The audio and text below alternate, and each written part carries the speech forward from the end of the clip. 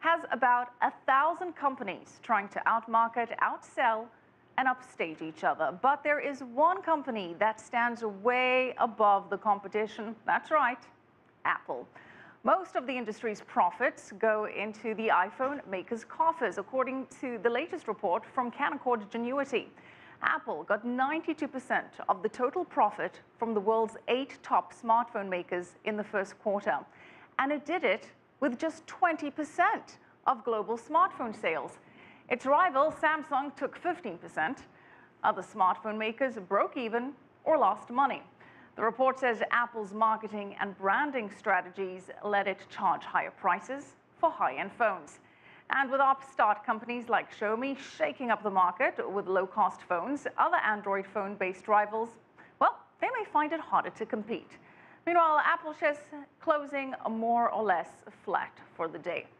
Well, the world's third largest smartphone maker is taking a different approach in its plans for global domination. Instead of looking to expand in the obvious markets like the US and Europe, Xiaomi is looking to South America. It launched several products in Brazil a few weeks ago, and even though the country's economy is not in the best shape, Xiaomi is still betting big on Brazil. Paulo Cabral has the story. The economic crisis in Brazil slowed down sales of smartphones after years of strong growth.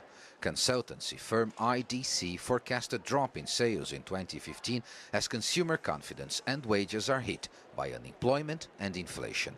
Chinese company Xiaomi is dealing with a tough environment. A couple of weeks ago, it launched the Redmi 2 smartphone here in its first move outside of Asia. Xiaomi hopes to seduce customers by offering a phone produced locally and sold below average market prices. Brazil is today the 4th largest smartphone market in the world.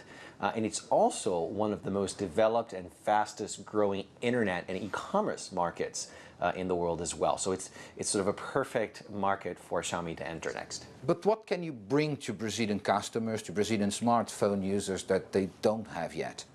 I think what we bring to Brazil with Xiaomi products is not only our value proposition, amazingly high quality products at really incredible prices, but also this really fresh approach to how we interact, how we engage our fans. We are in social media having very sort of informal, casual conversations with the fans.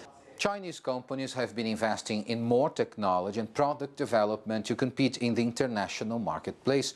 But marketing experts say that isn't enough. Building strong brand name awareness is also key to gaining market share.